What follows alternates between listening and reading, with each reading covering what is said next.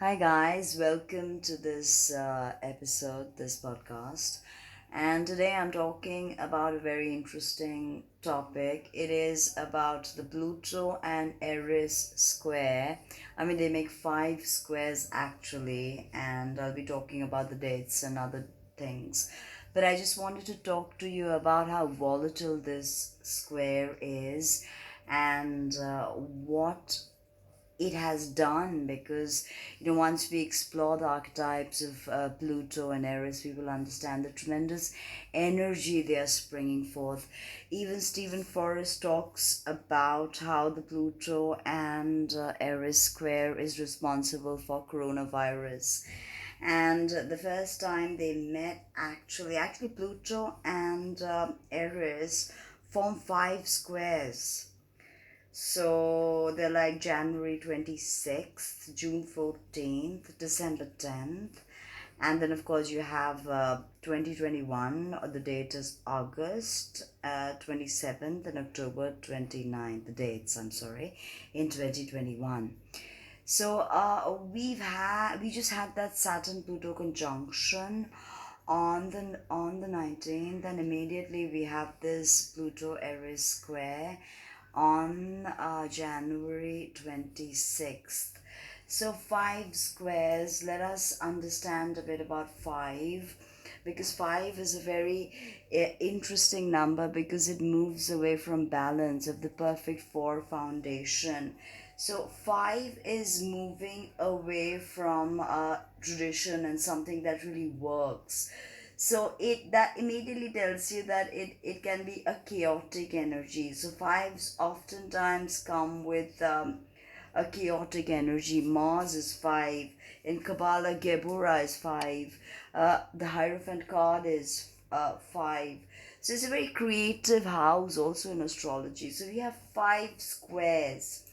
And now this is very chaotic, okay, and very rare. So, and we have this lingering throughout this year and the next. I already mentioned the dates. And believe me, they both of these planets, they are furthest from the sun in the solar system. And in a sense, they both represent death and regeneration. So, Pluto is atomic energy, toxic energy, nuclear energy, repression, suppression, the healing of all of that. And Aries is about discord, anarchy, revolution.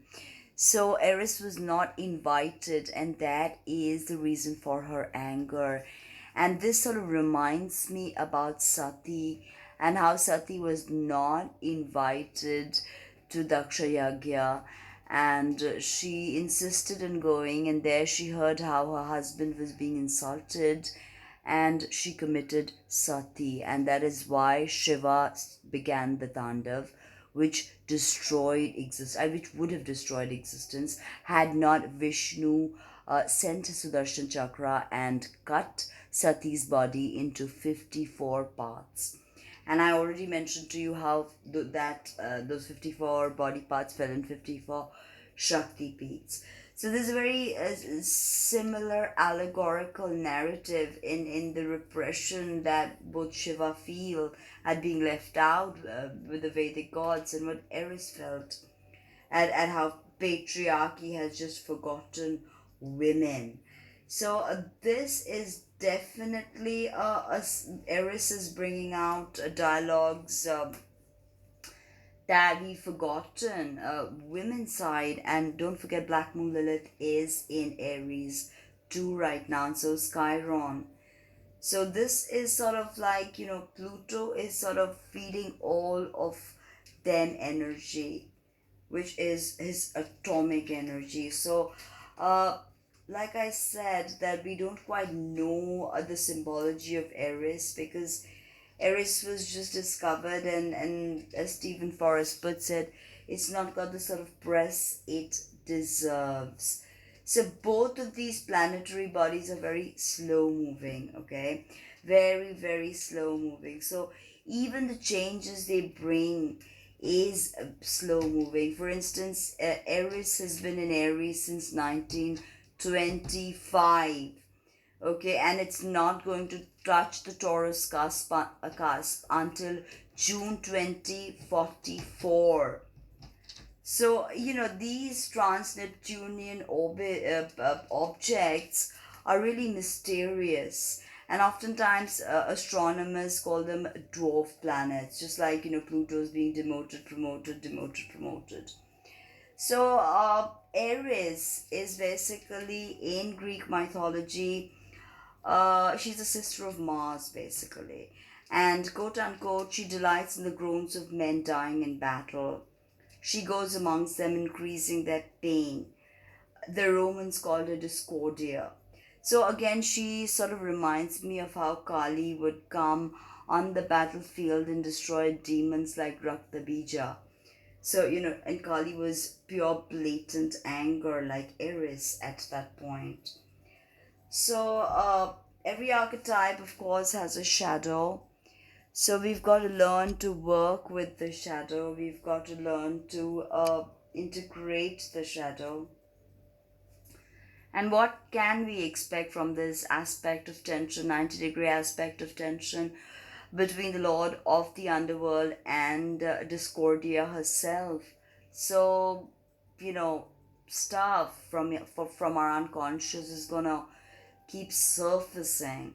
So we've got to own our anger, because that's areas where we've been left out, or where we've been, cut out, where we've felt shamed. That part of us must be integrated and I think rebirthed in some way.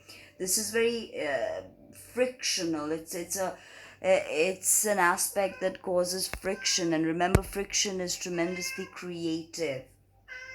So there's something very creative about this Eris and Pluto square. And both these signs, cardinal, Aries is cardinal fire, Capricorn is cardinal earth. And both of them are very self reliant, very independent signs. So I think that is gonna come out. That is definitely gonna resonate, and we're gonna see a change in the way we experience the archetypes of Aries and the significations of Capricorn, because Pluto's been doing that from 2008, and Saturn is back right now on the 28th degree of Capricorn. Well, you know, about to meet up with Jupiter and Pluto. Not an exact conjunction, but they're going to be pretty close.